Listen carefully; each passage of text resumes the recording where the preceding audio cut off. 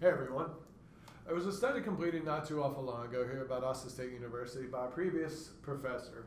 They went around and they asked an awful lot of speech language pathologists, what is it that's most challenging about your job? Which areas do you find it most difficult to work in? And they listed two things. They listed one was voice and the other one was stuttering. Okay? I don't know an awful lot of voice, and this isn't a class on voice anyway, so we're going to focus more on stuttering, but I can speak a little bit to why I think the results of this revealed that. Okay, I believe that voice, a lot of times we have unfamiliarity. A lot of people don't know an awful lot about voice, and not once you get out of our program, you'll learn. Okay, but a lot of people are unfamiliar with the methods in order to do it, and they feel inadequate in order to treat it. Right? They also feel inadequate in order to assess it. Now with stuttering, we see this a little bit more frequently, especially if we work in the school system. I don't believe that the fears of the speech language pathologists were born out of uncertainty regarding the assessment. Okay, I don't think assessment is where the difficulty lies. Our current methods of assessment, I don't think that's where the difficulties lie and the fears arise from these speech language pathologists. Right? What I believe these fears arise from is most of these individuals have experienced the difficulty that's associated with treating stuttering. Okay, stuttering is very difficult to treat. Sometimes we don't see progress, sometimes we see progress but then regress. Sometimes we see progress and then many years out we come back and we meet them and we find out it was kind of all for naught. All right, that reveals a problem to me about our assessment. Okay, that reveals a problem about our assessment. Our inability to treat reveals a problem about our assessment, and I'm going to propose to you today that what it is that we are assessing is misguided. Okay? I believe that our full out focus on looking at an individual's speech and their characteristics of their speech, whether or not they're repeating words, whether or not they're repeating sounds, whether or not they're having silent postural fixations or blocks, whatever you want to refer to them as, I believe that is only partial assessment of the individual who stutters. What I'm going to recommend today is that we consider stuttering to be much more than disfluent speech, that we start to look at how it affects the individual, and we start to see the more cascading effects which this speech disorder can have on the individual. Okay, so that's what we're going to focus on today. We're going to work our way through this, and first off, beginning with our objectives. All right, I only have one objective for this one. I want to think about the holistic nature of stuttering assessment. In order to do that one, we have to look at a couple different things. Okay, we focus on what is stuttering first. All right, the way your assessment methods are going to be guided by what you think something is. Once upon a time, it was claimed that stuttering was a metabolic disorder. Okay, so how do you test for a metabolic disorder? How do you assess a metabolic disorder? You take a blood culture. Okay? You take a blood culture and you see, are these right within the normal limits? Are they not? That type of thing. And how do you treat it? Okay? How do you treat diabetes? Okay? Or as Wilford Brimley says, diabetes. Okay? How do you treat it? With diet. Okay, so that's one way in which the nature of what you're defining something as directly impacts the way in which you both assess and treat it. Okay, now that's where we're going to be heading with in the beginning of this talk. We're not going to spend an awful lot of time there before we start getting into the direct means by which we need to be measuring stuttering. Okay, so that's where we're heading. All right. So when we're asking this question, what is stuttering? This is our means of trying to define what it is. I have pictured here an iceberg because I look like not because I look like a postcard here, but because we are often referring to stuttering as an iceberg disorder. It's an analogy that was taken from the 70s by an individual named Joseph Sheehan, and it's very, very applicable. So if you're not familiar with icebergs, you realize that the majority of the iceberg is actually invisible. It exists beneath the water, beneath the surface of the water. The overt part, the part you can see, is actually a much smaller portion of the bigger thing. Now, stuttering is thought to be like that too. So the overt manifestations of stuttering that you see, the part word repetitions, the prolongations, the silent postural fixations, they're just representing the tip of the iceberg. Okay, so that's what we have up here. And when we're thinking about defining something like stuttering, we have to ask ourselves a couple questions like, what is it? What does it consist of?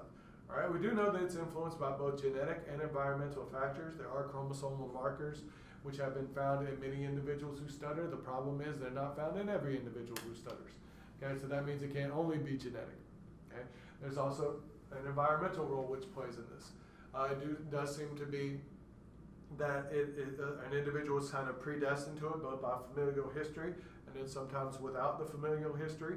But then those environmental factors have to come into play in order and kind of give the kid a nudge into becoming a person who stutters.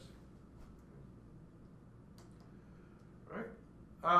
Stuttering occurs due to a central involuntary block. So this is why it actually occurs, and this is, we're not looking at it from a biological level. We're thinking about this more from an abstract cognitive explanation type level.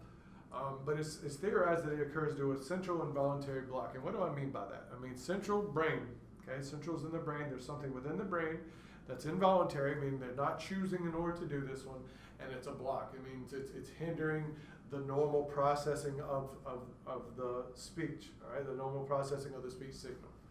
Okay, and not once yet have I said it occurs due to anything that comes out here, all right? It's originating somewhere within the brain, and this is the way in which it's going to manifest itself out. Okay. Now, what we're most familiar with, the tip of the iceberg, would be that stuttering disrupts the forward flow of speech. Okay, so these are the prolongations, part word repetitions, silent postural fixations, which I've been referencing. Okay, these are the things that are fluency disorders. Okay, they inhibit fluency. They are a disfluency. But stuttering can also expand, and this is where I'm going to become much more liberal with my definition of stuttering. It's, first of all, it's not just my definition of stuttering. Hold on.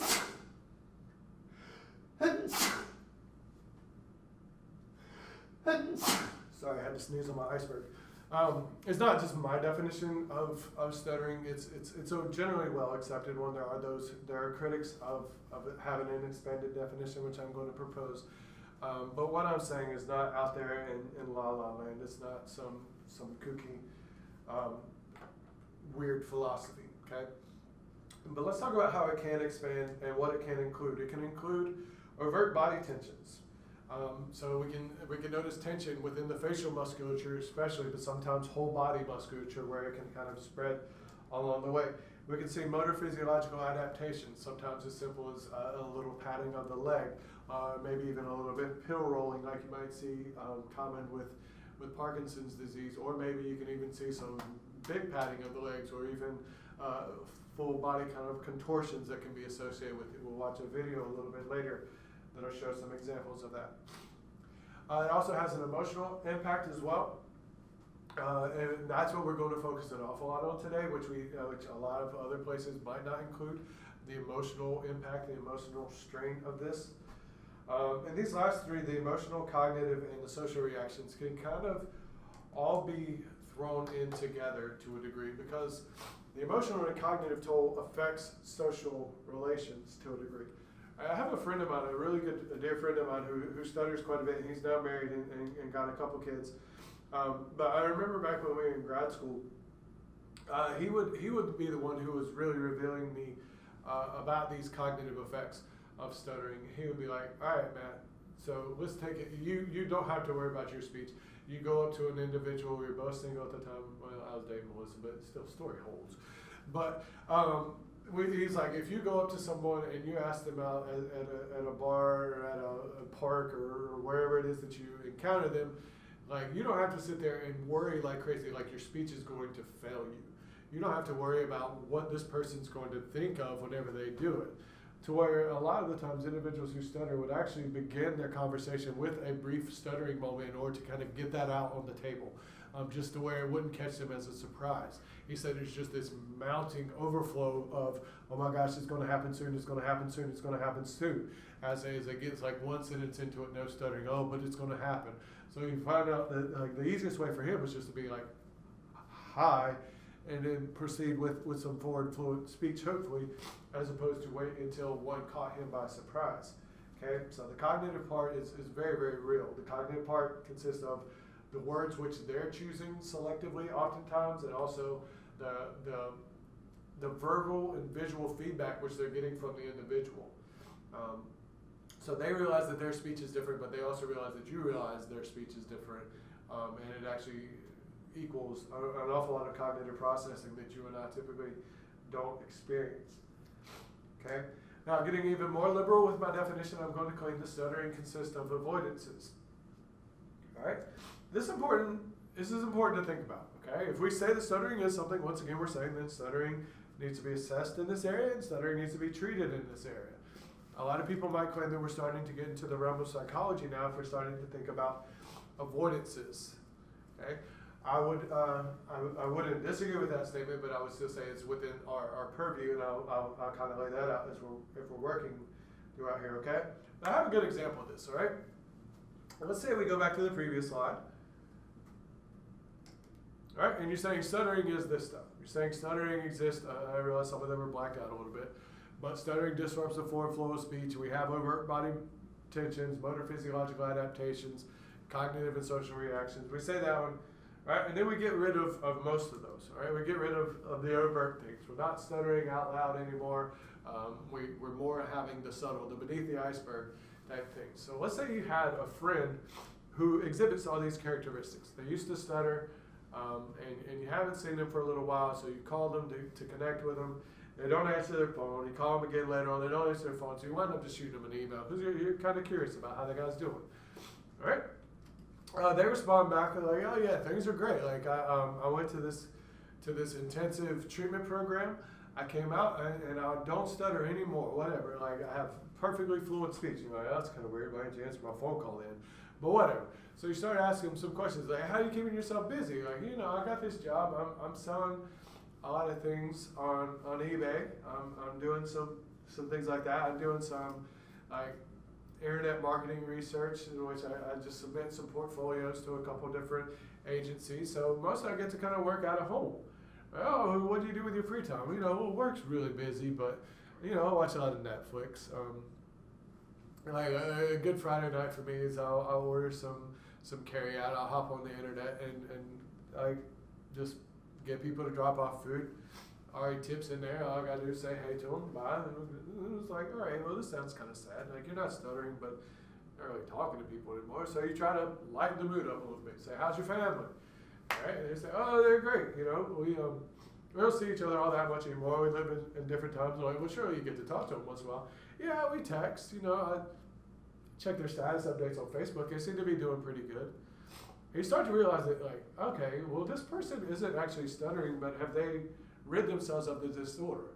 No, they haven't, all right? They're still bowing very much to King Stutter in that situation because King Stutter is absolutely ruining their lives, all right? Everything that they're doing, the decisions which he's making a lot of times are out of an avoidance of talking to somebody, an avoidance of going somewhere, lots of different things that they're doing, lots of different hoops which they're jumping through in order to try to sound as if they don't stutter, okay? They're avoiding all these things, avoiding sounds, words, situations, people, and places. Okay. All right. Stuttering also consists of circumlocutions. All right, circumlocutions are, if I wanted to use the term rose, I'd say, the red plant with the briars that lots of people plant in their yards, give them at Valentine's, things like that. So talking around words. Trying to, in the case of the individual who stutters, trying to avoid words once again by talking around it, okay? So, look, I don't stutter and I hesitate to place my worldviews upon other people. And there are some people who stutter who use circumlocutions gracefully and they use it comfortably and they're very, very fine with it. So I would never want to sit there and say you shouldn't use circumlocutions. But I do know one thing. Using circumlocutions is not normal and natural, okay? It does require more cognitive effort for me to describe something as opposed to use the term for it. And I also know there are times in which it's going to fail, all right? A really good example of a time in which it would fail would be if someone asked you your name, okay? I can say, gift of Yahweh, okay?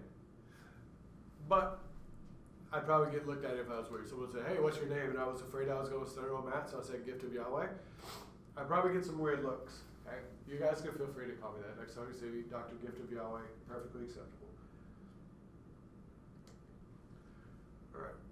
One thing that we're not going to focus an awful lot on from our talk on assessment is these subperceptual things that go on as well. So we have tremors at a very, very small level. If we have sensitive enough equipment, we can detect. We also have acoustic and kinematic data, which shows that we have different levels of different effects at both the acoustic level of speech and also with the movement of the articulators. We're not going to focus on that an awful lot because that's just, the point of this one is showing that it affects every level of processing. It affects the brain processing, it's affecting even the neurological processing, affecting the electrophysiological processing, and then now it's affecting the outward speech before we get up to the actual tip of the iceberg. Okay. Trying to wrap up this little section, stuttering consists of more than disfluent speech, but it also might consist of disfluent speech. Okay, the individual who I was talking about in the scenario I gave with the Netflix and everything else, I consider him still to be a person who stutters. Okay, so stuttering in that situation, to me, that is still stuttering. All right, but if you want to take a more narrow definition, you would mostly kind of define it with this. You would define it as part word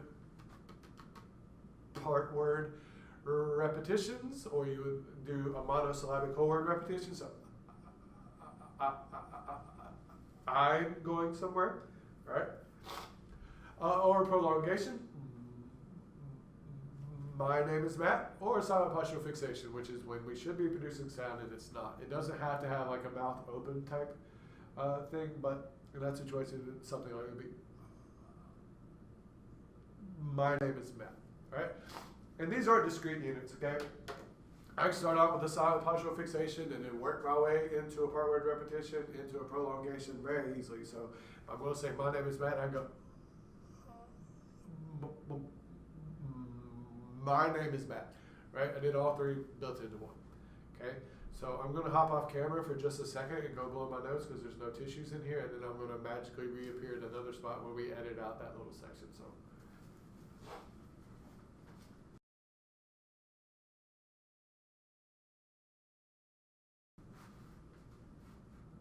Am I in the same spot? All right. All right, so I don't want you to think that disfluency is synonymous with stuttered speech, though, okay?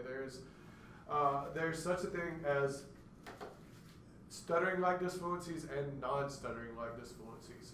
I'll refer to those frequently as SLDs and non-SLDs. So there are other types of disfluencies which don't equal stuttering. Good examples are up here. We have whole word, multisyllabic whole word repetition. So if I'm saying Matthew repeatedly, it's usually not stuttering like phrase repetitions. Those aren't usually considered stuttering like either. A lot of times that's going to be a lot more linguistic word finding in nature type thing.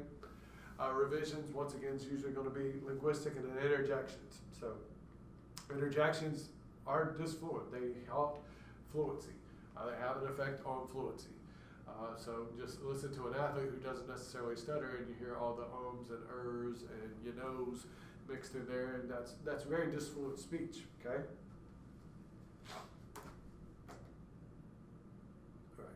So the question becomes to some individuals like, well, why does stuttering exist then? Like, why do we do this stuff? Why do we do a part word repetition? Why do we do a prolongation? Like, how's that making anything better? Yeah, that's what a lot of us who don't stutter are like, oh, why does your disorder come out that way? Because not everyone does the same thing. It's a lot more, makes a lot more sense if you see someone limping, right? They're limping because their leg hurts. We don't understand why are you producing part word repetitions. Okay, and the best that researchers can theorize is that stuttering actually exists as the medicine to the central involuntary block. So if you consider the central involuntary block to be the origin of all this stuff and everything else is something which is manifesting itself outwardly, it makes more sense to think of why we do these types of things. We do part word repetitions to relieve the central involuntary block. We do prolongations in order to relieve the central involuntary block. Does it work? Yes, it does. How do I know? Because we usually have forward flow of speech after we do any of those things. Does it work forever? Nope, because we usually have some disfluencies that come a short while after. Okay? So, but if we're going to say the stuttering exists to alleviate the central involuntary block, you see how easily that accommodates my definition of saying stuttering consists of avoidances and circumlocutions. What are we doing? We avoid and circumlocute. We're avoiding the central involuntary block. We're trying to alleviate the central involuntary block. Okay? All right, so I'm not going to stand here in this room by myself and wait for you guys to do a small group activity. This would be something that I would recommend that you actually take some time to do on your own. Excuse me. But something I think would be interesting for you to do is try to work your way through this scenario, right? You have a 3-year-old client, and their mother asks you, what is stuttering? Okay? Now, I'm probably not going to give her the elaborated definition that I just gave. I'm going to give her something much simpler. Okay? But I'm going to start planting seeds of it being more than just disfluent speech at this point in time with this mother. Do I think that this 3-year-old feels the weight of the underneath iceberg? No, I don't think that's necessarily happening. I think that's something that builds up over time due to situations and experience. But if I'm preparing this mother for the potential of being a mother raising a child who stutters, now I need to start giving her a more holistic definition, a more complete definition. Right? And that's something I think you guys should often work on. This is something I like to do in a lot of my classes, is how are you going to dumb this down for a parent, all right, without sounding condescending. All right, so that was our discussion on what is stuttering. We're actually going to be working on now into measuring stuttering. We're heading into assessment. I do believe that, like I said, the assessment of stuttering is not the most challenging thing a lot of times. We try to make it a little bit more complicated out of, for a couple of reasons. One, we got an awful lot of type A individuals running around the field of speech language pathology, and we want to get everything precise and right, because that's what we think of in the nature of assessment. I'm going to go ahead and tell you, you're not going to get everything precise and right and pristine within stuttering treatment and within stuttering assessment, okay? So if perfection is your goal, you need to find another area in which to work. That's contrary to what we think about when we're administering a test. All right, if we're administering the Peabody Picture Vocabulary Test, they point to the wrong thing. We better write down that they got it wrong. Okay, we should do that with 100% accuracy. We shouldn't miss any of those. This is not like that. This one has a subjective level to it. It's a little bit different. Okay. All right. Before we move too much into the specific means by which we can assess stuttering, I want to look at the overall purpose of it. And the purpose of this is kind of twofold. And one is to differentiate. Okay, so is this stuttering? Is this something else? So we need to differentiate. First of all, is this stuttering or is this something else? We don't have time today to discuss the different other things that it could be, but we need to say, is this stuttering versus is this not stuttering? It's this, not that. All right, but then we also need to describe. And that's the important part, which we're going to focus on an awful lot today. We're going to describe this one. So if we're going to treat all these things, these avoidances, these emotional impacts, the cognitive effort that's associated with it, we have to be able to describe it, and we have to be able to describe it in depth. Okay, so that's the important part. All right, basically there's a number of ways in which we can kind of break down this section, but we're going to look at 3 different ways. We can do some informal measures, we can do some formal measures, and then my favorite of all is to do the emotional impact as well. So in this situation, you're looking at how, oh sorry, I'm standing in front of my favorite part. There we go, Vanderbeek and all his poor acting glory. All right. So we have a number of ways in which you can do this. There's obviously some overlap between these. Informal measures bleed into formal measures, and often if you're measuring emotional impact, you can assess that formally or informally as well. So we'll start with the informal measures, and then we'll work our way through it. Okay. All right. A little bit before we get specifically into the informal measures, I want to take one step back and do a little small compare and contrast between formal and informal measures. So we're thinking about standardized versus non-standardized assessment. Within the realm of stuttering, we actually do a large amount of both. But let's look at a couple things. All right. All right, non-standardized tests are usually better for demonstrating variability. What do I mean by this? All right, I mean that we can administer these in an awful lot of ways. If we think about the principles of standardization, how that exists is you take a test or a set of procedures and you administer them to a large group of people that are ethnically, geographically diverse, so forth and so on, and then you find out what is typical for an individual at a certain age group. All right, they do the same thing with stuttering. They take speech samples from a lot of individuals, they analyze it, and they find out what the typical fluency levels are for a certain element of the population. All right, now, why is that not necessarily geared toward what we talk about here with non-standardized being better for demonstrating variability. Because the principles of standardization require that you kind of do it within a fixed context, okay? A good example is if I take a reading test that was normed on kids that were reading out loud, and then I take a kid and I tell you, I want you to read this silently. Okay, that's a little bit of comparing apples to oranges, to where most of us would argue that's actually a complete comparison between apples and oranges, and we would be violating the principles of normalcy in that situation. Bringing this directly into stuttering, in this situation, we think about the standardization procedures for administering the SSI consist of generally doing it in a quiet room with limited distractions and those types of things. Well, what if I want to know how my kid does when he's not in a quiet room with limited distractions? Okay, it's up to you and up to the SSI, which is the Stuttering Severity Index, the most common measure which we have of standardized stuttering. It's up to you and the SSI whether or not you want to consider that to be a violation of this. But I'm allowed to do a normal non-standardized assessment in a restaurant while he's ordering. I'm allowed to do it while he's on the telephone with whoever. I'm allowed to do it if he's in whatever setting it is that I want to do, okay? And let's look at a way in which standardized testing can be a little bit better. It's much better for establishing severity, all right? The simple reason for this one is because it makes, it's hard for me to describe it without saying it standardizes it, because it does. But a good example would be it's making everyone utilize a similar metric, all right? So we all, my moderate equals your moderate, and so forth and so on. If everybody administers the SSI, I generally know what to expect when I see that there's a moderate diagnosis, a moderate severity, okay, or a severe severity. I understand that one. Versus if I'm doing my own thing, I'm doing my own informal method. In that situation, I can place more weight on frequency, I can place more weight on struggle behaviors, I can place more weight on the emotional aspect, to where I might sit there and that individual I talked about earlier, in that hypothetical, I might say this is an individual with moderate stuttering severity, and you might look at me and say, what are you talking about? He didn't stutter one single time. And I talked to him, and there was no disfluency, okay?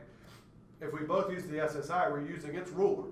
We've used the same ruler, we can make the same type of determination off of it, all right? Next, we have non-standardized is much more flexible. That's not all that dissimilar from the first one that we put over there in the non-standardized camp. But you can administer it in lots of different ways. You don't require that sterile environment. You can administer it more repeatedly, okay? The SSI generally, well, test in general, like you can't administer test over and over and over again. There's practice effects that occur.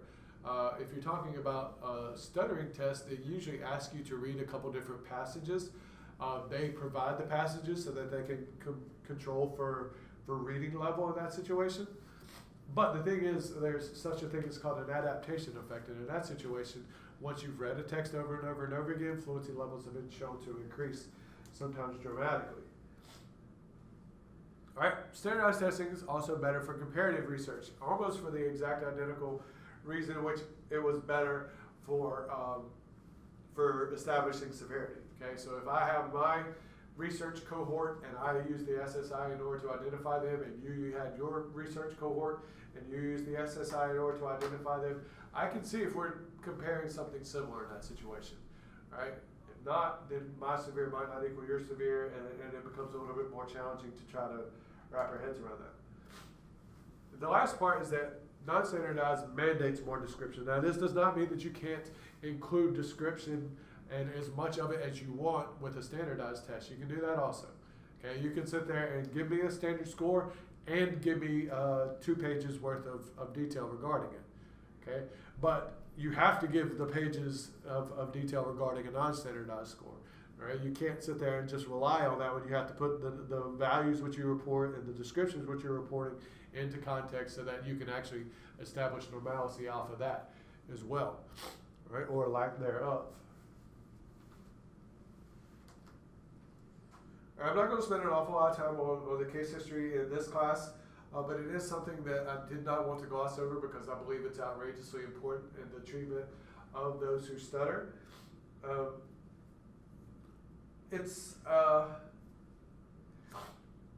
it is important that we ask a number of questions, and a lot of places that you work, or even our clinic here at the university, don't have the greatest of forms to deal with this one. The general intake form maybe asks 2 to 3 questions about stuttering, but the majority of the clients that are coming through the door don't stutter, so I'm not saying it should ask more.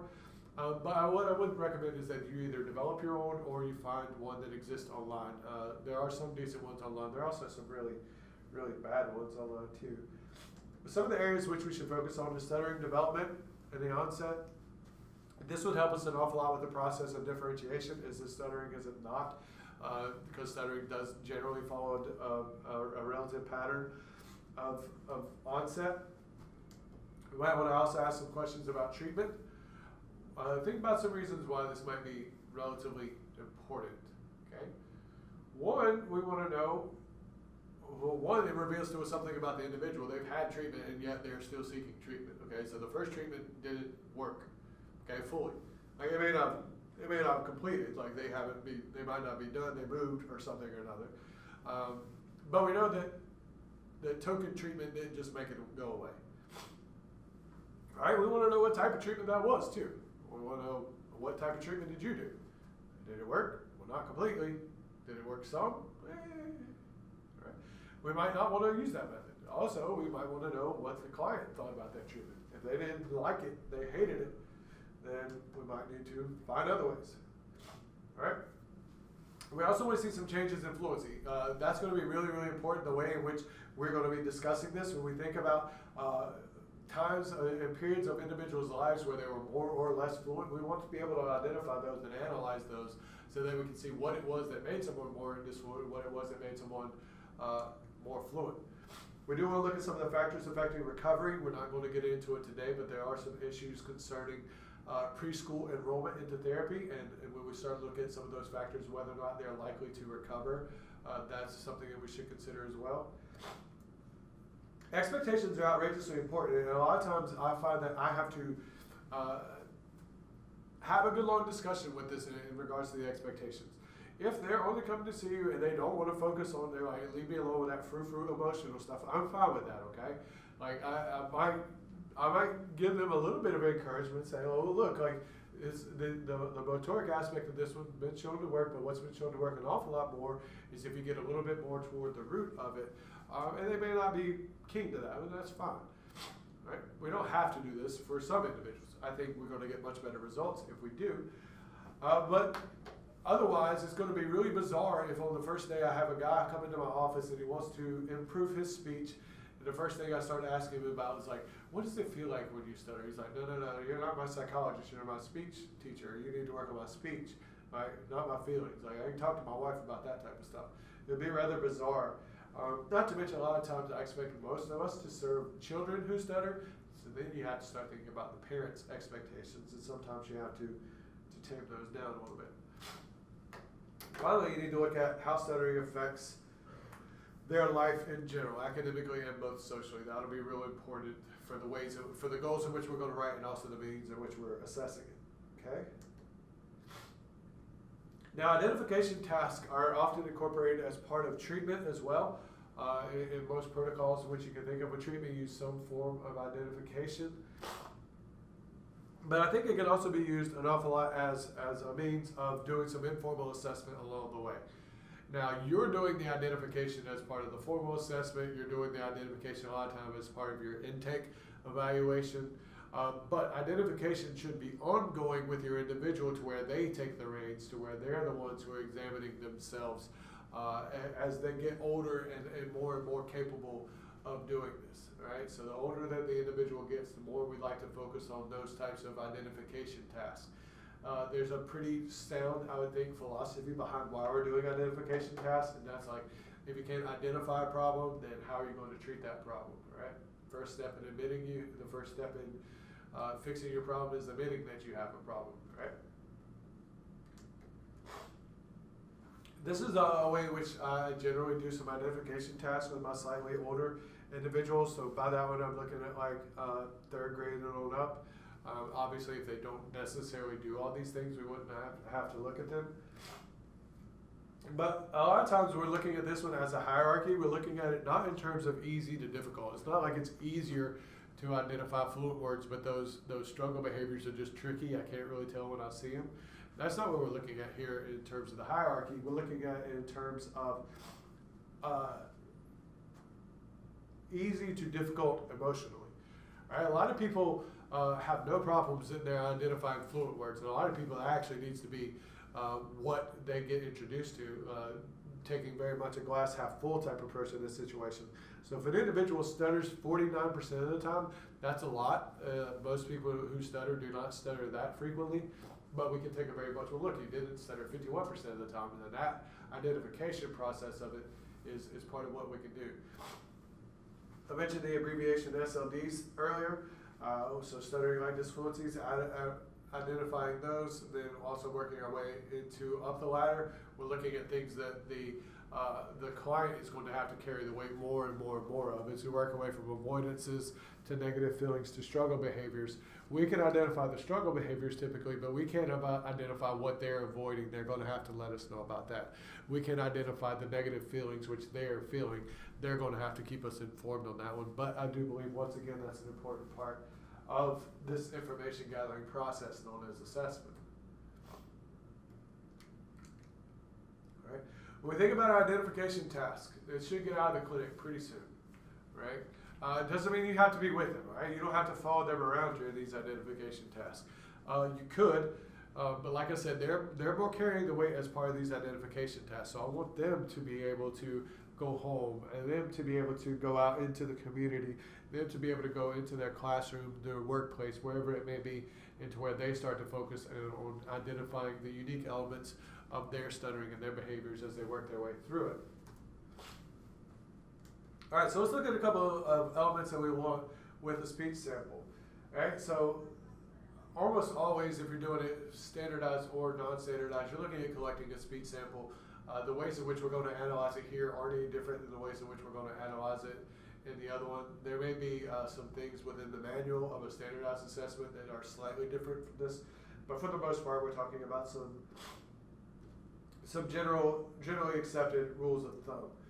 Okay, the recommended length is 300 to 500 syllables, and that's not all that long. Okay. I know it seems long because 300 and 500 seem like big numbers, but syllables means it's not all that long. So you're not transcribing 10 minutes of someone talking. You're usually getting a much shorter duration than that, right? But studies have shown that 300 to 500 is sufficient to get what it is that we need. Okay, now the speech sample should also be centered upon something that's emotionally charged. Now, when I say this, I'm not talking about getting into a hot button topic. I'm not talking about discussing gun violence or politics or religion or anything like that. I'm asking, talk about things that make them happy, talk about things that make them sad, talk about things that make them angry, potentially. Be aware that if you give them that door open, they may say something that might offend you. All right? That's a nice situation in which you can establish some boundaries if you need to. But it is helpful for us to actually get a better feel of how they communicate whenever they're actually involved in something. If you ask them just to retell a boring story sequence of events, a lot of times we don't see much stuttering exist in that one. When we have something in which they're emotionally charged, then we usually see a little bit more representative sample. Right. I do think that this should be videotaped, with audio taping being a very, very, very distant second place. There's a number of reasons why for this. One of the main reasons would be that silent postural fixations don't show up very well on audio. Okay, so if I sit there and I'm about to say my name is Matt and I have a silent postural fixation on Matt, and I go, my name is Matt, right? I can probably guess that they did stutter if I only have audio in that situation, but I have no idea how long they did. We're eventually going to look at the duration of stuttering as well. So I don't know when to start and stop my clock on that audio. You have some difficulties with that part. All right, what else doesn't show up on audio is struggle behavior. So if they're sitting there and their symptoms don't sound that bad, like they maybe have a couple little elongations along the way, but they're doing something along those lines. In addition, then that makes it more severe, okay, versus the audio. I do think it should be obtained in multiple locations, also in multiple contexts. The multiple locations part sometimes can be a little bit challenging if you are working in a place where you're not allowed to really roam around. You're really not allowed to take children out of school and take them down to McDonald's and see how a kid does while ordering. But if possible, try to do that one. But there's no reason not to do different contexts. Okay. So you can vary the location based on the context. If you vary the location, you are varying the context. But you can also do things with different individuals, with strangers, with the janitor, with a friend in class, with the teacher, over the phone. Lots of different ways in which you can kind of vary that. All right, and I do think if the child is old enough to read, or don't assume that the adults are capable of reading either, I do think you should try to get this in different modalities. And there's a reason for this one, because when we make this comparison, and I'll discuss this a little bit later on, or I'll just gloss over it because I'm discussing it now. We don't always see that an individual stutters the same amount when they're reading versus when they're speaking. And there's a number of reasons for that one. All right? One is if they're stuttering an awful lot more when they're reading as opposed to when they're speaking. The likely culprit for that one is that they're using an awful lot of circumlocutions while they are speaking. Okay, in reading, you don't really get circumlocutions. Like, you don't get to avoid words and just put your own words in there. Right? You have to kind of stick to what is the text. So if an individual stutters an awful lot more while reading, that means he's not getting to choose his words, and that he's actually being forced to encounter those words in which he stutters on, and that's the end result. Right? What typically happens a little bit more, I find, is that individuals tend to stutter less while reading because there's actually a little bit less cognitive processing on the fluency system than is required to generate speech, okay? Generate language in speech. All right, we got two different ways in which we can analyze speech samples. We can do it in depth or in real time. We're going to work our way through both of those, focusing a little bit more on the in-depth aspect of it. I think in-depth is a far superior method, but we'll start off this discussion with you're not going to get either one of them perfect. Okay, so we'll actually have a little activity which you can do at home that will allow you to try it. Okay, now. Most formal tests are going to require you to do this in-depth analysis as well. Most formal tests are not going to allow the real-time type thing. But this one, you're doing three different things, all right? You're transcribing. That's the first thing that we have listed here. You're transcribing. Now, I don't care, personally, don't tell Miss Enlow, I don't care personally if you don't use a bit of phonetics as part of your transcription. That's not all that helpful to me. I'm usually not looking for, let's see which sounds he's most likely to stutter on. I can ask that individual whether or not he stutters on specific sounds more frequently. He might give me something accurate, he might not. If I do notice a pattern, I can always do some artic type stuff with him where we're working our different techniques. But that's really not what I find to be the most beneficial way of going about it. All right, the next thing that we do here is we code it. So what are we coding? We're coding generally the different disfluency types. We're looking at, is this a part word repetition? Is this a prolongation? Is this a silent block? Is this a struggle behavior? Okay. Now, struggle behavior is not a specific type of disfluency. All right, struggle behavior is something that you're indicating, but it itself is not the disfluency. So if I do this as a struggle behavior, but I don't lose any fluency, then that's odd. Obviously, but that's not a disfluency in and of itself. The disfluency comes from the actual speech output. All right, so how do we code it? That's going to be completely up to you, however you want to do it. I generally have mine printed out, and then I just sit there and write on it, write in the margins. So I write an R over it if it's a repetition, a P if it's a prolongation. I write, my key is SB for silent block, and then STB for struggle behavior. So those are the form in which I generally do. You can color code it. I've had students as part of assignments that they'll highlight either using a computer or using literal highlighters. Lots of different ways. So stuttering frequency, which is outrageously important, frequency is highly related to severity. It's typically calculated as a percentage of stuttered syllables. Okay, So how do we do that? Let's talk, like, say we produced a speech sample of 20 syllables and we stuttered on 10 of them. We would take 10 divided by 20, and we get 0.5, all right? So the stuttering proportion in that situation would be 50%, all right? That's generally how we calculate. But the key word here, the other key word other than percentage, is that we're doing it as syllables, all right? There are some places and some protocols which are recommending that you do stuttered words. I disagree with that one because I think you have a chance to stutter on every single syllable. You don't necessarily just only stutter once per word. All right, bisyllabic words, polysyllabic words equal multiple opportunities in order to stutter. All right, and then you also have some test protocols that are going to focus on the amount of time stuttered versus the amount of time was fluent. And I really just I don't think that's all that helpful, honestly. So I don't recommend either of those. All right, let's look at some of the challenges that are associated. Well, no, not yet. Get ahead of myself a little bit. Itchy trigger finger here. All right, so it is also helpful once we make frequency, we make comparisons between various frequencies. So we looked at the different types. So how many part word repetitions did they produce versus how many prolongations. That way we can make a relative statement on our diagnostic report that they tend to stutter like this. And then that's something we can track over time. All right, I already talked about why we make the reading versus spoken comparison. We want to look at stuttering likeness fluencies versus non-stuttering likeness fluencies. That's once again helpful for differentiation.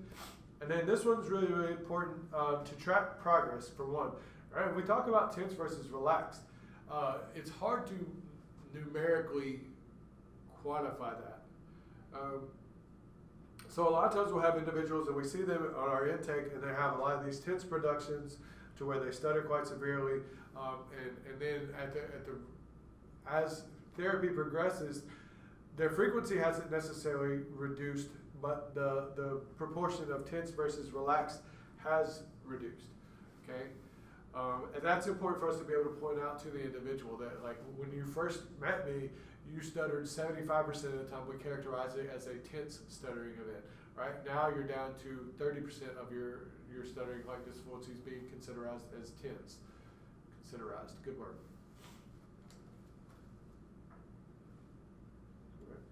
All right, so we have some rules which make this a little bit challenging to a degree. I'm not going to ask you guys to do any of the more difficult ones, but we'll just kind of learn these rules and then apply them to a simple speech sample. A general rule of thumb is that syllables can only count as being stuttered one time.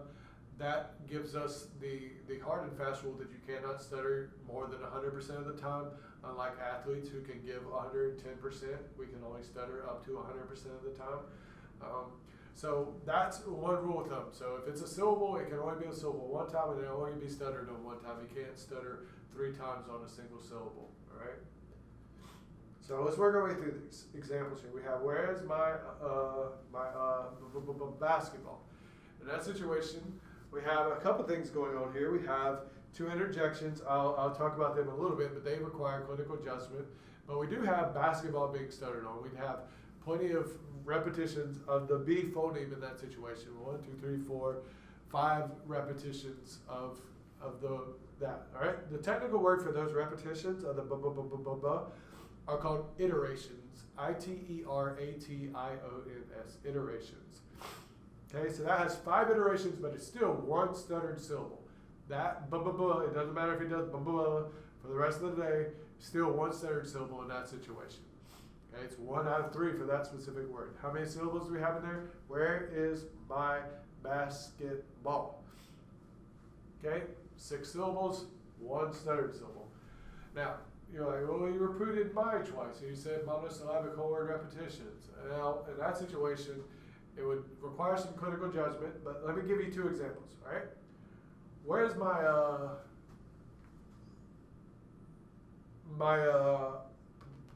basketball? Did I stutter on my? No, I did not. Did I repeat my? Yes, I did. Why did I repeat my? Because I was trying to get basketball twice, right? Versus, where is my basketball? In that situation, that's 2 stuttered events. Okay, so it's written up here on text. It's hard to emulate, but in both those situations, you said my twice. So if you are going to count my it can't be two different stuttered syllables. All right, that is 6 syllables. Where is my basketball? 6 syllables. All right, let's look at this next one. Where's my basketball? Once again, still 6 syllables. At most, 1 stuttered event. Okay, doesn't have to be 1 stuttered event. Like I said, those interjections require some clinical judgment. If it goes, "Where's my basketball?" That situation, then maybe they're not stuttering. If they go, "Where's my basketball?" In that type of situation, yes, they are stuttering. What are they stuttering on, you may ask? They're stuttering on basketball. The interjection doesn't count in this situation. We're going to put that up on the board in a little bit. But, yeah, right in there. The interjection doesn't count in that situation. It's still, "Where is my basketball?" The if you're going to claim that they're stuttering on the becomes a stutter on basketball. And we'll look at that in a little bit. All right, the next one. This was the example I gave with example 1, just taking it to the nth degree, saying 8 million times. That's just an awful lot of iterations. It's still only 6 syllables. It's still only 1 stuttering event. And last one, this situation, all right? We're doing a slight revision, and we're stuttering in 2 different ways. Where is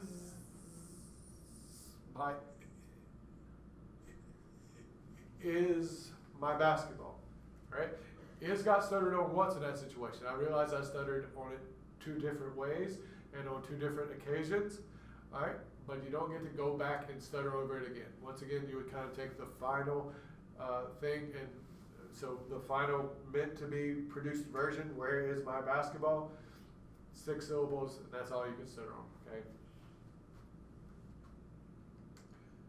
Alright, so we do need to keep in mind that the number of syllables in the text is equal to the number of syllables that would be spoken with no stuttering. Okay. The example that we have here is that I have a bat. Okay. I produce more extra syllables in that situation by saying twice. Alright, I added 3 syllables in that one, but we only have 4 syllables. Okay, that's something we need to keep in mind as we're working our way through this. All right, there are some slight differences if we're thinking about a reading text versus a spoken text. In reading, it's much simpler. We just count the original text. Right, that's just kind of the general rule of thumb which we've done. I realize that some people may get off script a little bit when they're reading, but if we're taking the SSI, for example, and we're administering the reading passage, they need to sit there and just read, and we count the number of syllables that are there. Thankfully, it's usually going to be printed there for you. You can say, "Oh, there's 300 syllables in this passage. I don't have to read it," or count the syllables. Okay. In conversation, the syllable can only count 1 time. However, there are often revisions, which we'll find individuals do. Individuals who stutter as part of their speech, they do something that's really, really common that you and I do an awful lot of times. Is if we're attacking a problem and we're having not a bunch of success with attacking it, we back up and try it another way. Okay, so that's what happens a lot of times with the speech problem, with the stuttering event, is that they sit there and they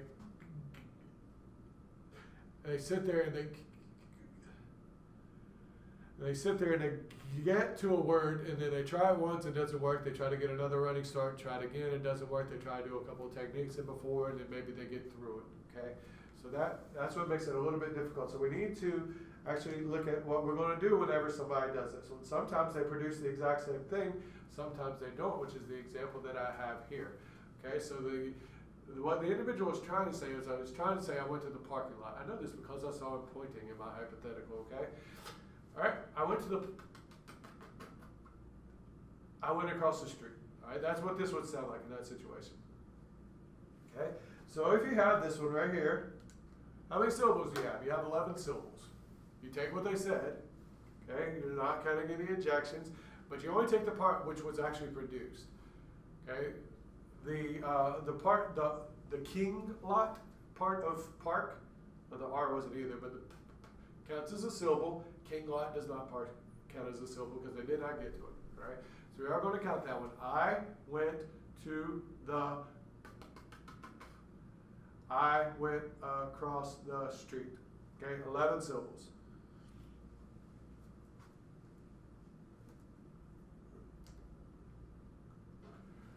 Repeated interjected words or phrase segments that we generally don't count in the syllable counts, or even if they're doing the example Maya that I did earlier, we don't count those to artificially inflate it.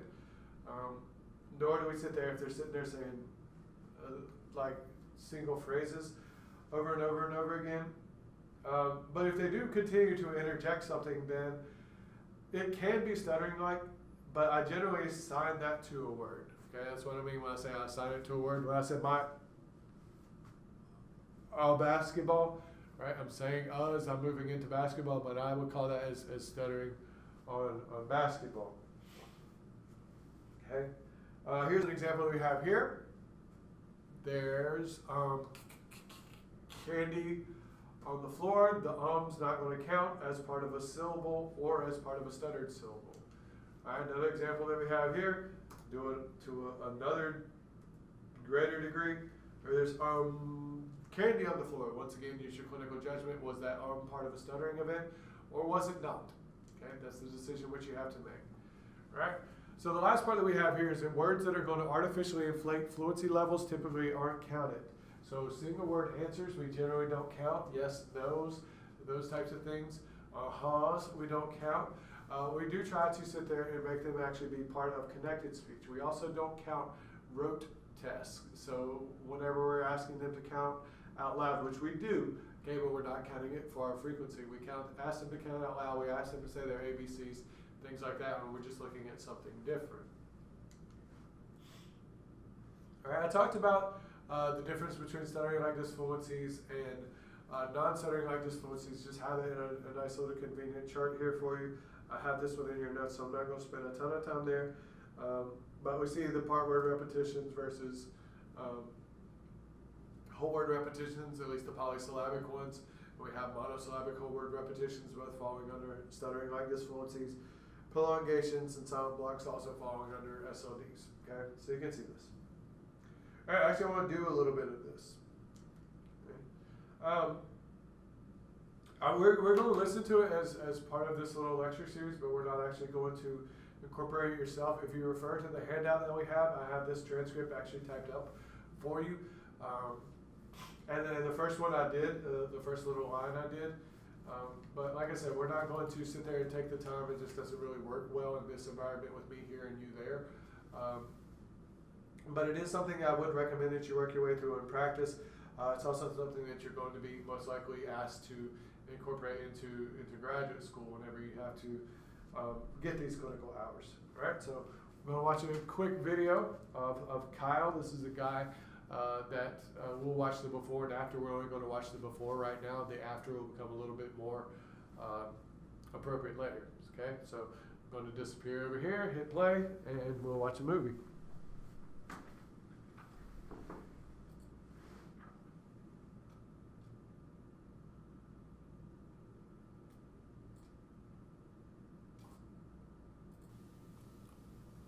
I think I'd like to be able to I call my dad. I could have a 10-minute conversation with him, and I would just be able to I would talk about having a number of subjects, rather than just one subject and then could be like, oh, okay, I can't talk, I'm done with this. That's what I'd like to be able to do. All right. So when we're thinking about in-depth analysis,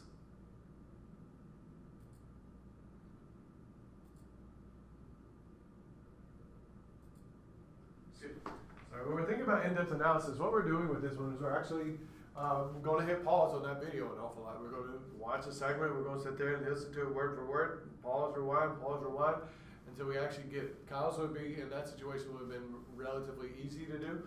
That's why I left that one for you. We're learning to walk before we run. But then it does get an awful lot more challenging than that one. So you can see that I instituted a little coding system for you in there. We have you can use whatever coding system that you want if you decide to embark on that one. But what we actually wound up with in that situation when we're calculating the frequency, which is what we've been discussing, you take the number of times in which he stuttered. By my count, I had they stuttered 10 times, and by my count, I had they produced 64 syllables. Okay, so we take 10 divided by 64, 10 the amount of times he stuttered, divided by 64, the total amount of syllables which he produced, and we wind up with 15.6%. Okay. All right, the other method, which kind of stresses me out when I have to try to do it. All right, for those of you type A who are trying to get everything perfect, you'll never succeed in this. All right? For those of you type B who are saying whoopee, then you might like this. All right, let's get things wrong. All right. So as part of this one, you're doing this real time. So you've listened to Kyle. You're doing some type of coding system as it occurs. We'll look at the coding system on a couple of slides. It wouldn't have been outrageously difficult with Kyle because, one, his stuttering events tended to be kind of long, which gives you a chance to catch up. They also tend to be rather noticeable. So he wasn't doing too much subtleties that we might not catch in a single viewing. So in that situation, his wouldn't have been overly difficult. We're going to watch one a little bit later on that would be a lot more difficult for us. My problem with this is it always snowballs. Like I'll get behind it, I'll start trying to catch up, and then I'm just like chasing it, and I have no chance. I'm just lost. It's not my favorite form of assessment. They do make apps to do this, where essentially with two different fingers, you have like a plus button over here, a minus button over here. What you're doing is actually coding every word that they say. So you're doing like fluent, fluent, fluent, fluent, fluent, fluent, this fluent, fluent, fluent, fluent, this fluent, fluent, fluent, fluent, this fluent. I do it with a pencil and paper whenever I have to do this type of thing, but there are apps and there are individuals who find that to be rather helpful. Okay, so once again, when you're getting into this, the point of this is not perfection. This is provide a quick and easy measure. Easy might not be there. A quick and hopefully semi-reliable measure of how they're doing right now.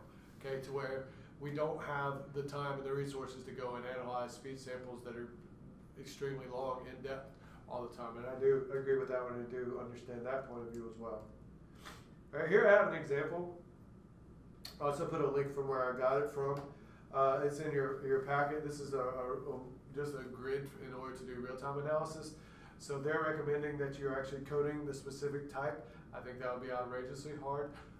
Most part, I just use a plus and a minus, so it's either, sometimes some people, you can do whatever you want. It really doesn't matter. Some people just use horizontal line versus vertical line, horizontal, horizontal, horizontal, vertical, vertical, horizontal, whatever it may be.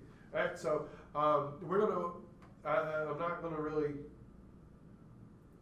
do, I'm not going to try to demonstrate. I don't even have a key for you to do. It wouldn't make sense for me to attach that one, but this could be something that you could try out, see how good you're doing at it. All right, so this is a video.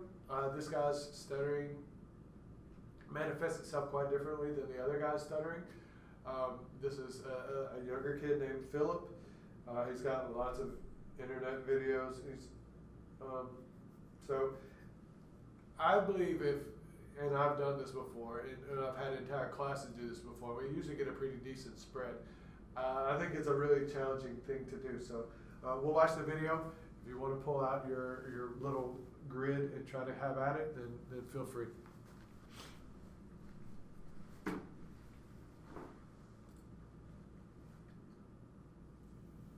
Good afternoon, my fellow stutters. You are truly my brothers and sisters. Now, first off, I want to apologize to you, because I've been telling you subscribers that I've been going to make a new one of these videos since October. And you may or may not know that it is now June. Yeah. I'm really sorry about that, but time is a limited thing, and I'm sure it's the same story with everybody. All right. So you see that the difference between that, his speech patterns and Kyle's are pretty dramatic. He's got a lot more subtleties going on to where he's doing some things at some points in time and other things are like, oh, is that stuttering or was it not? So sometimes it's just a pattern of speech, sometimes it seems just like a pause, sometimes it just seems like a little pragmatically kind of awkward way in which to do it. But it becomes very, very difficult to read intent when you're sitting there and he keeps writing and you're trying to mark down like a madman. So that's what we're kind of doing with frequency. Like I said, there's two different ways in which you can look at it. And frequency, what I began this with was saying it's highly related to overall severity, but it is not the entire picture, okay? It is highly related to severity, but it isn't the whole picture. Not even when we're only dealing with speech, okay? So we're not even getting into my broad area. It's not the only thing even when we're just looking at speech, right? One is duration. Okay, so if we think about Kyle's form of stuttering, his frequency proportion was around 15%, right? Philip's frequency proportion was right around 15%. Which one of those two would you say stutters more severely? Okay, the kid with the hat or the kid with the earrings?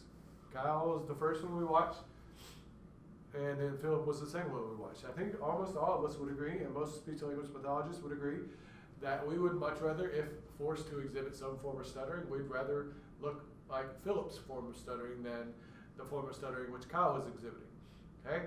Now, if we on our assessment, if we ignore duration, then we've actually put those two up as seeming similar in the forms of stuttering which they exhibit. Here's how we actually do this, though.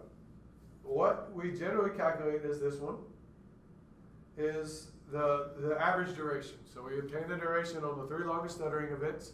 I usually do this as part of my initial go-through, a part of my deep transcription, and that I'm writing down any one that seems kind of long. I just put a little check mark beside it, or an L or something or another beside it that says, come back and look at this one eventually. Okay, so that way I don't have to sit there and guess which ones were long, which ones are short. If it's a short one, I don't bother marking it. If it's a long one, I go ahead and mark it, and then I find what were my 3 longest ones, and you take the average of that one, and that's usually what you report with this. All right? It can be difficult to do, though, for those who are producing a lot of pullouts or cancellations. What we see in this situation is an individual might start talking, and then they keep talking, and then they keep talking, and then they reverse their talking, all right? Or they stop talking for a moment. So a good example of this one would be an individual who, you know, it would be a person that kind of like, well, kind of for that a person who just has difficulty getting some words out, right? When on earth do you start and stop the clock for that? Okay, like that was one big garble of disfluency. I don't know when you would sit there and say like this was how long that lasted. There was a lot of different stuttering events that existed within that, so it becomes really difficult to kind of do that one. Another one is if we're talking about individuals who stutter silently. Now, like I said in the beginning, not everyone adopts a postural fixation of like a apparent postural fixation that we can see and say, oh, they're stuttering. So sometimes it might be if I'm saying my name is Matt, my name is Matt, right? Now, that could have been a stuttering event. It might not have been. Regardless, I don't know when to start and stop my clock. My name is Matt, okay? Now, in that situation, I was using some pause for dramatic emphasis, right? I didn't stutter one single bit in that situation. At least I didn't feel like I was pretend stuttering, so you may disagree. What else is measuring frequency alone? It ignores naturalness, okay? This is very much the Cinderella of stuttering assessment, which I don't believe it needs to be. One of the reasons why it's the Cinderella is because we're not good at measuring it, okay? We don't really know what naturalness consists of. We kind of know it when we see it. That sounds natural versus that doesn't sound natural, which is wound up giving us a very, very loose definition. We oftentimes consider it a combination of the rate of speech along with the prosodic elements of speech. But we don't technically and typically have access to these things at the tip of our fingers in order to quantify them. So we don't do an acoustic analysis all the time and determine what their levels of prosody were. So what we wind up doing a lot of times are just little rating scales, like how natural does this speech sound to you? The SSI has a horrible scale. That's basically what it asks. It doesn't give you any information of natural speech sounds like this, this, this, and this. A good example of natural speech can be found, click on the internet website and hear this link. A good example of unnatural speech would consist of this. It's just simply, what does this sound like to you? All right, so it's taking something that's already subjective and making it completely subjective. All right, but that doesn't mean we get to ignore it. All right, why? Because as we're going to watch here in Kyle a little bit, Kyle gets cured. All right, meaning Kyle doesn't stutter anymore. At least he doesn't have too many disfluencies occurring, which I would obviously claim, based on everything I've said up to this point, is no indication that he no longer stutters. But Kyle's going to exhibit a very unnatural form of speech. All right, so let's watch that for a moment. I want to pick up why that's kind of important as we're working our way through this.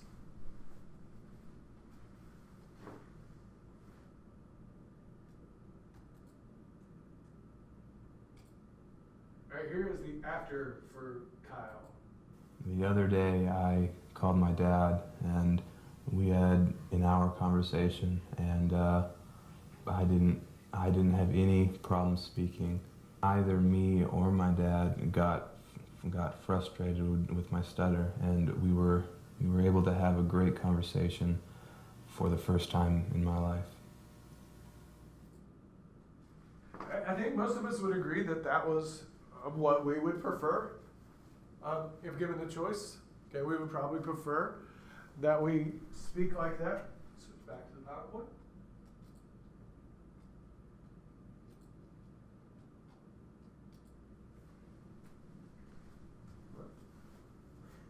So once again, I have another postcard. I'm getting in front of the waterfall this time. Okay. We would probably prefer to talk like Kyle the latter as opposed to Kyle the former. But there's some problems with that. His naturalness was greatly affected. He had a very, very flat prosodic intonation, had a very, very low intensity. And the people I know who continue to stutter, they can produce speech like that, and usually can do it on command. You can say, if there's a situation in which they need to get their words out, they can sit there and say, "Hi, my name is Matt, and I am the teacher of a lot of different subjects at Valdosta State University." Right? The majority of my friends who can do that choose not to do that. Right? Why? Lots of reasons why. My friend, the same friend in grad school, used to say, "All right, Matt," and we were talking about girls once again. I guess we talked about other things, but this is just more important and relevant now.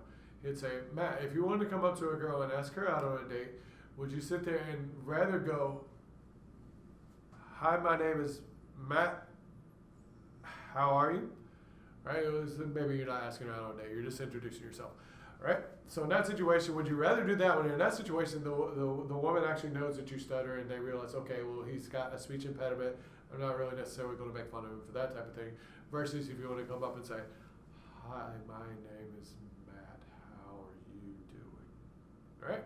In that situation, you sound a lot creepier. And that's a very real element. Like, obviously I said that somewhat tongue-in-cheek, but when you talk like that, people don't necessarily understand why. They're just like, that sounds kind of strange. If you talk with the stutter, then they actually understand why to a little bit more of a degree. That does not mean that they're not going to necessarily have some type of negative reaction to it, but in that situation, it's going to be the more predictable negative reaction as opposed to the "why are you talking like that" kind of negative reaction. So that is part of it. Unnaturalness is cited in multiple studies of being highly related to the high relapse rate we have. We have about, most studies will boast about 90 to 95% success rates, some of the lower ones 80% success rates, but then you do follow-up studies, and a lot of studies will cite up to 70% relapse rates within the first 5 years. Okay, so they go right back to stuttering. It may be in a more manageable form, okay, but if we're focusing merely on the output, a lot of times that's going to remain relatively stable at times. All right, so that was informal methods. Looking at formal measures now, this section is going to be far more brief than was the informal method section. Okay. All right, so what we're looking at when we're thinking about formal methods, we're thinking about obtaining a standardized score. which is important for a number of reasons. So I definitely think they're part of the puzzle. In stuttering, they're not the only part of the puzzle. A lot of times in my language-based classes, I would much rather have a standardized score than a non-standardized score. I like about 50-50 in this setting. All right. So what are we getting from standard scores? Remember that they're best suited for establishing severity, which is why we need them, which also means insurance companies want them. All right, insurance companies want those standard scores because, once again, the same things we discussed in our previous discussion, like we're all using the same metric, we're all using the same rubric. My severe is your severe, your moderate is my moderate, so forth and so on. All right, it also allows us to chart progress, and not just in the form of raw scores. It allows us to do it in a better manner in some ways. Okay, because we understand the psychometric properties behind that one, and because we are trying to make that same type of environment. All right, so if you think about, I don't know much about this, but Dr. GR mentioned it the other day, so it's kind of in my head. If you think about testing for belts in the martial arts, so we'll take karate. You think about testing for belts. If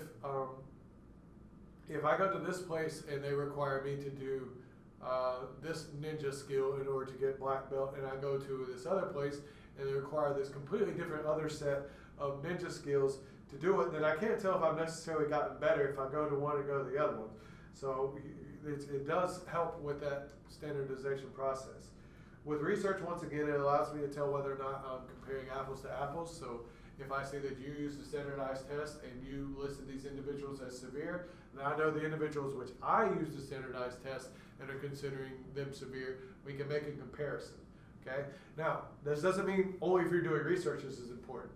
Right? We talk an awful lot in this field about finding evidence-based practice. That's an important element of it. So we can't find evidence-based practice if we don't understand the way in which they're establishing the severity of theirs versus ours. The things that we may use for a mildly stuttering individual might not be the same that we would use for a severely stuttering individual. All right. Can't do a standardized discussion talk about stuttering without putting this test up here. The stuttering severity instrument. This is its 4th edition. It's been in its 4th edition since I was in grad school, so it's been out there for a while. This is not one of those things that has to be updated every 2 or 3 years. It's pretty much the gold standard within the field. It's not all that complicated at all. The manual is about it's shorter than a children's book a lot of times. The manual, if you pick up a language manual, you see all those norms and everything in the back. The norms for this one are actually on page like 3 of the test packet itself. But what this does is it takes a reading sample and a spontaneous speech sample if the individual is capable of reading, and it looks at both frequency, duration, and it also tries to quantify struggle behavior. So it'll give a numerical value assigned based upon symptomatology for the struggle behaviors. All right. Standardized tests are, like I said, they have their strengths and their weaknesses, but part of their weaknesses is that they're unable to account for variability. So it's not really recommended to go do a standardized test at McDonald's. So it's hard for us to see the variability that's associated with that situation. It's not very good at looking at the emotional aspects because we're looking at something complex. Looking at something as how things affect you. It's difficult to put a numerical value onto that, but it's also not all that good at looking at naturalness, which is what we actually just discussed. Okay? All right. So we need some informal to go along with it. We also need some Vanderbeek to go along with it. Right, there we go. Okay? So this is the way in which we actually try to make our emotional impact to where we can have it be most meaningful for the client. All right, let's talk a little bit about the why before we talk about the how. We're not going to spend a ton of time talking about the how, by the way. There's going to be a number of things. All right, so we do need to consider the emotional impact of studying on their clients, even for our little ones. And the reason for that one is because, and I believe this to be absolutely true, stress will win. Okay. I believe that's one of the reasons why we have horrible relapse rates, up to 75%, which I mentioned, is that individuals start to relax a little bit with their speech, and then they have a negative situation, and then they stutter, and then they start to fear stuttering again, and then they go back to kind of old habits, for lack of a better word. You have to remember, part of our treatment is teaching someone to motorically speak different. You try to go do that, all right? For the next day, you talk only a different way. Talk with a different accent for the entire day. Talk loud the entire day. Talk quiet the entire day. Talk in a whisper the entire day when you don't have to, all right? That stuff's difficult. It's extremely difficult, all right? A good example of this one is kind of illustrating how stressful, when I think comes from the realm of sport. So most people down here in SEC country are familiar with Tebow. If for nothing else, he's kind of handsome. But he was also, in addition to being handsome, he was one of the greatest college football players of all time. I'm not a Florida fan, so I'm not trying to get into that debate. I'm ACC all the way. But in that situation, he was there's no doubting that he was definitely one of the better and most decorated college athletes of all time, especially within football. But there was definitely problems with his mechanics. There was definitely difficulties that you could see with the way in which he threw a football. Right, things that they often said wouldn't translate to the NFL. Where you get the bigger, stronger, faster people that are in the professional leagues, and that that some of his mechanical flaws would show up. Okay, and they were right. All right, they gave him lots of shots, and they just found out that his mechanics weren't really working. But that didn't stop. Every single summer, ESPN would send a filming crew out to some ranch out in Arizona where he was working with this new best and greatest quarterback guru who would completely rework the way in which he throws a football. So they'd show him in a video, he'd be wearing shorts and a helmet and no pads or anything. They show him, they're like, look how great his throwing technique is now, right? And it would look great, especially to an untrained eye such as myself. But then as soon as the season started and you introduce stress in the form of 300-pound linemen trying to knock his head off, and he would go right back to the exact same poor mechanics which he demonstrated his entire life. Right? Psychology has an explanation for that one. It's called Yost Law, J-O-S-T'-S, Yost Law. And it says that when we have two competing behaviors, that the one that's been there longer will win out. Right? In that situation, Tim Tebow's poor mechanics have been there much longer than his new mechanics. He had not had the chance to incorporate the new mechanics long enough for them to become natural. In speech, our new mechanics, our new form of speaking, is not their original form of speaking. It's not at all. Even if we catch kids young, and even then, it's not necessarily their natural form of speaking.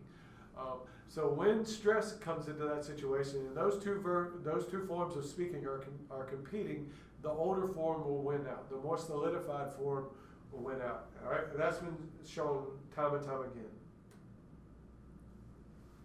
All right. So why are we doing this in the first place? All right.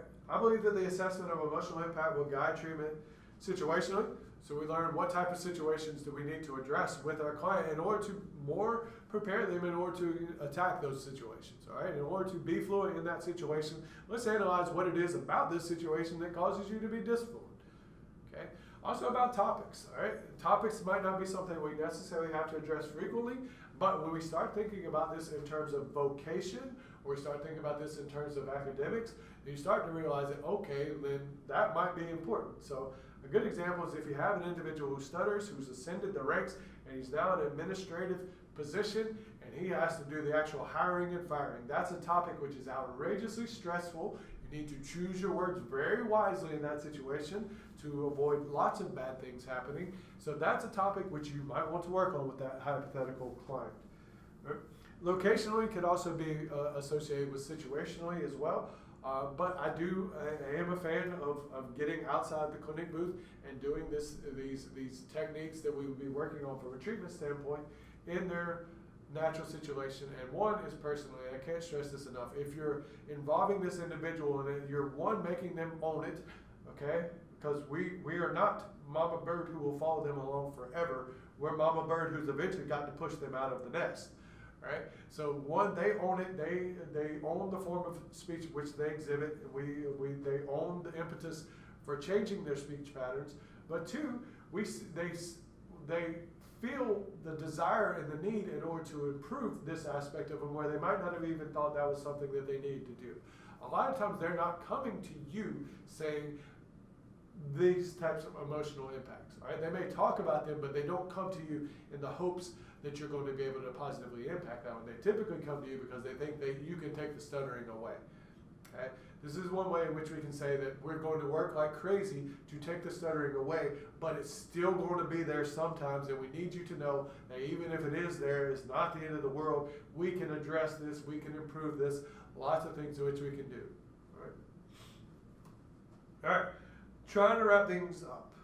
All right, it was somewhat challenging to come up with a kind of closing statement for this discussion because I feel like naturally I'm supposed to be talking about treatment at this point in time, but I do believe that treatment doesn't really matter if we're not doing a better job of assessment, right? Treatment's had its turn. Treatment's had its turn, and we mentioned the 70% relapse rate, all right? If yes, we need to try to find some other ways in order to improve treatment, and I agree that that should happen, but what we also, I think, need to do a better job is finding ways in which we can improve assessment, okay?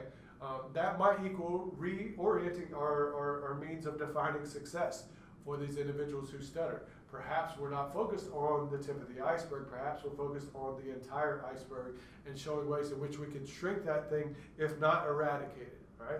Perhaps that means that sometimes our goal does not need to be to eradicate it, but to find ways best to work within the scope of that iceberg being there, okay? So if we're going to treat the entire iceberg, we need to assess the entire iceberg, and that's what I hope that you guys got out of today. So I left my closing statement up here. I think that we need to assess all aspects of stuttering if we're going to have the actual dramatic effects and the dramatic impact which we hope to have on stuttering, okay? So once again, thank you all for listening to this mandatory lecture. If you have any questions whatsoever, feel free to stop by my office. Feel free to shoot me an email. I do want to direct your attention to, you might be looking like, oh, there's still a bunch of slides left. Those are appendices, okay? Those are just helpful tips for you that you can look through, lots of websites that you can look through, and some other documents as well, okay? So thank you all. I enjoyed it. Hope you have as well. And that's it for now.